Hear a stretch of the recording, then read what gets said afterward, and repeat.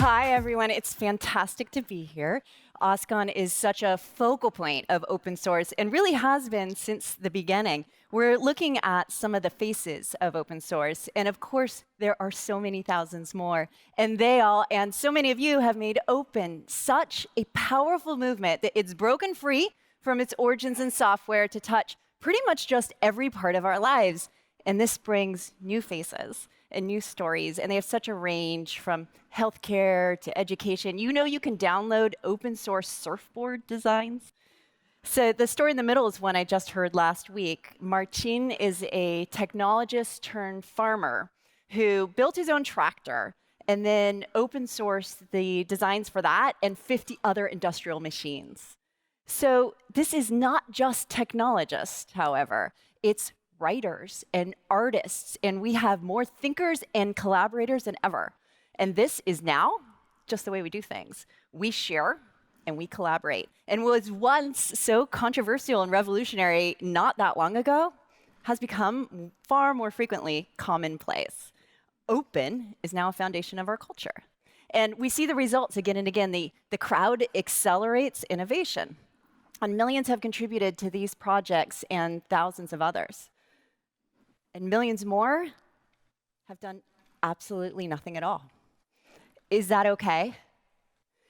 I'm not asking about the ethics of that because that's an entirely different discussion. I'm asking about, will it be enough? A couple of weeks ago, I was at an 8th grade graduation, and a 13-year-old girl took the stage and told her peers that were gathered there, if we are going to have a future, we need to collectively act. And she used the word if. We're facing more complicated and interconnected problems than ever before. Food insecurity, climate change, food, social, and financial inequality. We absolutely need the global brain trust on these problems, and we need the practice and the ethos of open. But is it going to be enough? Can we make change of the magnitude we need when there are millions sitting on the sidelines? It's time to really examine how far can decentralized contribution go.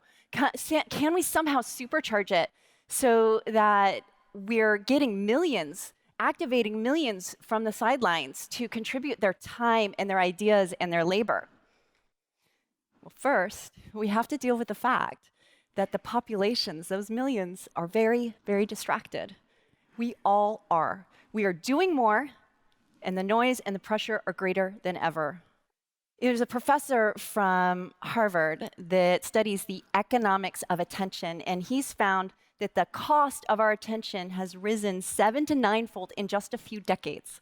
That's greater than the cost and the increase in inflation and healthcare.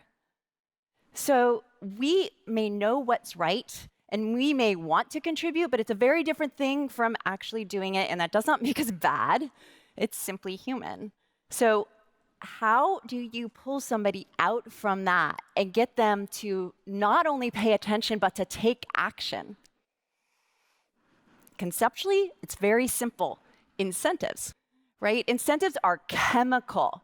They're algorithmic. If you change the incentives, you change the action. Social scientists have reams of studies that back this up. But here's the deal.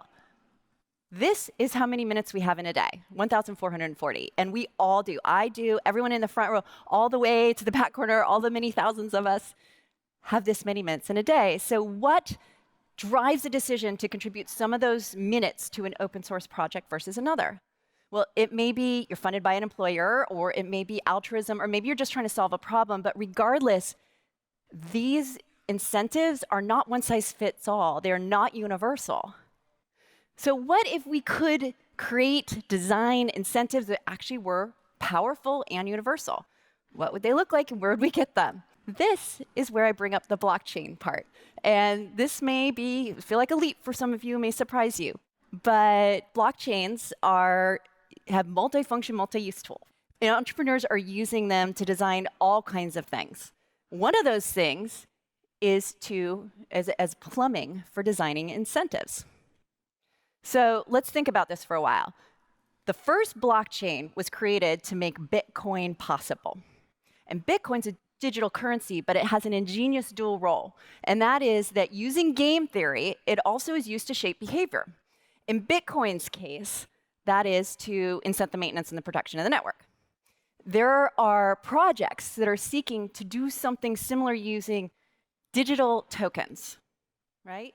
And they're using these to shape behavior of all kinds. It's almost, you can imagine it as like a virtual currency that's broken out of the game and is used to reward behavior in real life, things that matter, actions that matter, and you can do it at scale. And these tokens have really interesting attributes. You can essentially tag and register a contribution, you can track it over time, and you can reward it, and you can even, because you have a blockchain recording it, you can even see impact over time with very high fidelity. There's another aspect, and that is that the more that join in to the cause or the network, the more valuable the token. It gets the flywheel of change moving, and it aligns incentives. So it's almost as if everyone has skins in the game. And this is why some people call blockchains incentive machines. All right, so we need to take a pause because we're essentially talking about money. And money and open source have a contentious relationship. On one side, you hear about underfunded projects. And on the other, you hear that money ruins everything. So those kinds of conversations are still going to be important, and governance is really key here. There's a lot of controversy that needs to be figured out before this becomes commonplace. But let me give you a glimpse, those challenges aside, let me give you a glimpse of some projects very quickly that are looking to take this approach, plus the ethos of open. So we're looking at a waterfront in the Philippines. Estimates are that by 2050, there'll be more plastic in the ocean than fish. So Plastic Bank is a project that's looking to stop the flow of plastic into the ocean by essentially monetizing it, making it too valuable to throw away. And people in the Philippines and Haiti and Indonesia are turning in this plastic for tokens. And all along the way, a blockchain tracks the cycle of collection and compensation and of recycling.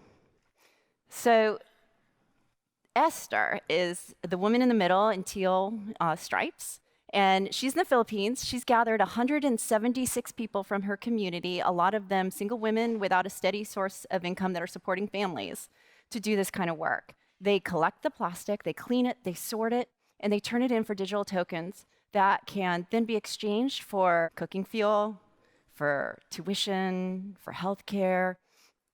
There are other really important things in their lives. They can save it. They can save it, and they can protect it over time. Many of these women haven't had a bank account before. So you see how these projects balance private profit and public gain. That's a common theme in these. You see that plastic's valuable, but the value normally goes to a middleman. In this case, it can go directly to those that collect it. So there are projects like Switch that cover accelerating the adoption of sustainable energy, where you can imagine rewarding sustainable behavior as measured off of data coming off of devices. There are projects like Dovu that look to make the movement of people and goods through a city more efficient. It's not only safer and greener, but it can also prolong aging infrastructure. So this is very early work. There's a lot we have to learn, but do you see how over time this could become a tool that's tantalizingly powerful? Thank you.